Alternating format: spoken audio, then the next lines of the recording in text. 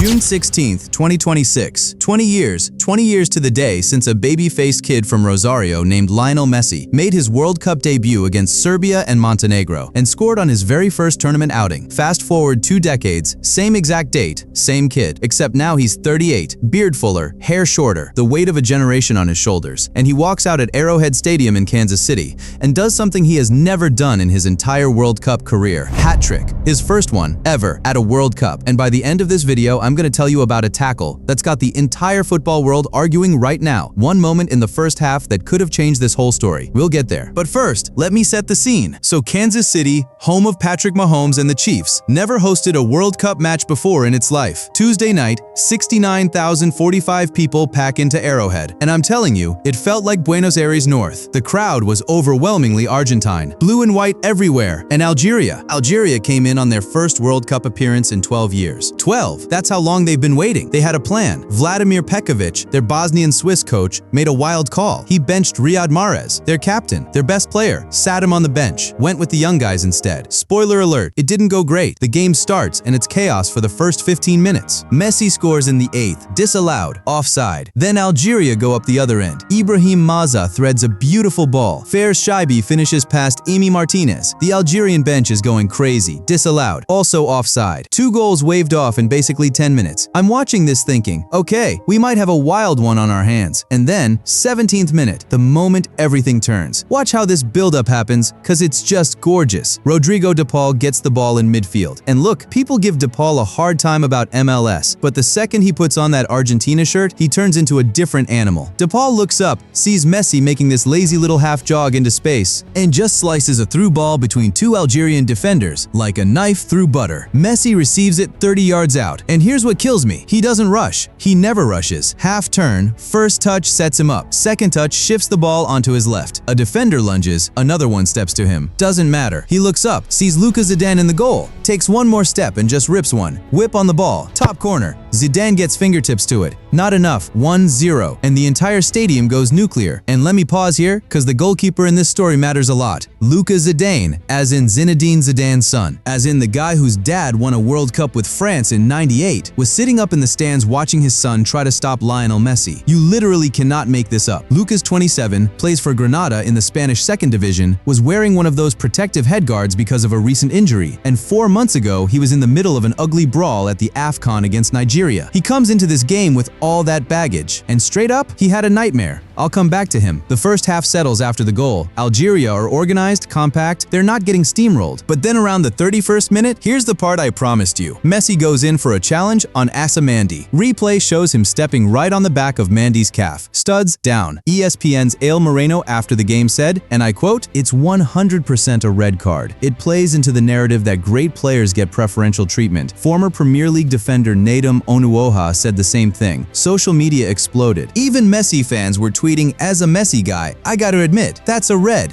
Simon Marciniak, the referee, same guy who reffed the 2022 final, by the way, didn't even pull a yellow card. VAR had a look, decided nothing to see here. Move along. Now here's the thing. Was it red? I don't know. Maybe. But imagine if it had been. Imagine if Messi gets sent off in the 31st minute and never scores the hat trick. Never ties Klose's record. The entire narrative of this World Cup just shifts. That's how big that moment was, and almost nobody's talking about it loud enough. Second half kicks off, 60th minute. Mac Allister blasts one from outside the box. Hard, low. Zidane gets to it but spills it like he's juggling soap. The ball just kinda dribbles back into play, right where it shouldn't. Right where every single goalkeeper coach in the world tells you not to parry it. And who's there? Of course, Messi. Already moving, already reading it before Mac Allister even hit the shot. He literally passes it into the net with his right foot. Didn't even bother to smash it, just placed it in, cool as you like. That's kinda disrespectful when you think about it. And then, 76th minute, the moment. Argentina build it from the back, working it patiently. Nico Gonzalez, who came on as a sub in the 55th, drifts out to the right wing. Messi calls for it. Gonzalez plays it back to him at the edge of the box, and the entire stadium kinda holds its breath, cause you can see Messi setting his feet. You can see him doing the thing he's been doing for 20 years. The little plant of the left foot. The body opens up, the right knee lifts. The defender, Ben Taleb, gives him just half a yard, which against Messi is basically an invitation, and he curls it right around the keeper. Bottom corner. Zidane has no chance. 3-0. Hat trick. The first hat trick of his entire World Cup career. He's 38 years old. He turns 39 in literally a week. 3 minutes later, Scaloni takes him off, brings on Nico Paz, and this is where I get goosebumps just talking about it. The entire stadium, and remember, this place is jammed with Argentina fans. Every single person stands up. 69,000 people on their feet. Messi, Messi, Messi, rolling around Arrowhead like thunder. And Leo, he looks a little sad, almost like he didn't want to come off. Hugs Scaloni, sits down on the bench, and the camera catches Gianni Infantino in the crowd, the FIFA president, just grinning like a kid at Christmas, cause he knows he just watched history. Everybody in that stadium just watched history. People who paid $2,000 a ticket got their money's worth and then some. Now let me just dump the records on you, cause it's insane. 16 World Cup goals. He's now level with Miroslav Klose for the all-time record. One more goal and he's the outright greatest scorer in World Cup history. He passed Pelé for goal contributions at a World Cup 24 total. He became the first player ever to play in 6 different World Cups. It was his 200th cap for Argentina. Only Cristiano Ronaldo and a Kuwaiti named Bader Al-Mutawa have ever done that. Oldest player to score a brace at a World Cup. Oldest player to score a hat trick at a World Cup. SofaScore gave him a 10 out of 10. I genuinely cannot remember the last time I saw a 10 on SofaScore. Petkovic, the Algeria coach, after the game just shrugged and said class is permanent. Then he added, Argentina had 10 shots tonight. 7 of them came from Messi. That's not a coach making excuses. That's a coach who just watched a goat have one of those nights. And real talk, that stat right there is the thing nobody wants to say out loud. Now, here's my hot take, and you're gonna disagree with me, that's fine. Argentina won 3-0, but Argentina didn't actually play that well. Thiago Almada was invisible. Montiel got hooked at halftime because he was getting cooked down his side. The midfield was decent, but not dominant. Algeria had 50% possession against the world champions. 50%. If Messi doesn't put on a clinic, this is a 0-0 with 2 disallowed goals, and a whole debate about whether the Algeria forwards should have finished better. So my question is, what happens to Argentina the day Messi doesn't show up? Because it's coming. He can't carry them every game. The next match against Austria, who by the way looks solid in their 3-1 win over Jordan. That's gonna be the real test of who Argentina actually are, without their magician carrying the load. And you gotta zoom out on what Tuesday night actually was. Big picture. Mbappé scored twice for France against Senegal. Haaland scored twice for Norway against Iraq. Every football channel was about to crown one of them king of the tournament. Then Messi walks into Kansas City and goes, cool story, hold my drink. Hat trick. Now I'm recording this before Portugal plays. Cristiano hasn't even taken the field yet against DR Congo. And honestly, I think he gets one. Just one. The man has to respond. Pride alone is gonna drag a goal out of him. But 3? A hat trick of his own to match Leo? Nah, I don't see it. Cristiano's a poacher these days. He'll nick one and run to the corner flag. But matching this? That's a tall ask. Imagine being him right now though. Watching your eternal rival break records on the opening day. Knowing the whole world's gonna compare your debut to his. Brutal timing. Oh, and one more detail I love. After Messi scored his second goal, cameras caught him crying. Reporter asked him about it. He goes, I cried after the first one. Yes, but it was about something completely unrelated to football. I've had some difficult days lately. Didn't elaborate, didn't have to. Whatever's going on in his personal life, he poured it into the pitch. And DePaul, his Inter Miami teammate, said something beautiful after the game. I swear to you, Messi doesn't even know most of the records he's breaking. He's not chasing them. They just happen. So here's the deal. I'm gonna be breaking down every single match day of this World Cup just like this one. Every storyline, every controversy, every hot take, every GOAT moment as it happens. New video every single day until somebody lifts that trophy in New Jersey. So if you want to ride this thing out with me, hit that subscribe button right now. Don't think about it, just do it. And then tell me in the comments, was that challenge on Mandi a red card or not? Drop your verdict. And if you think Argentina actually looked beatable, which team's doing it? France, Spain, Brazil? Let me know. I read them all. See you tomorrow.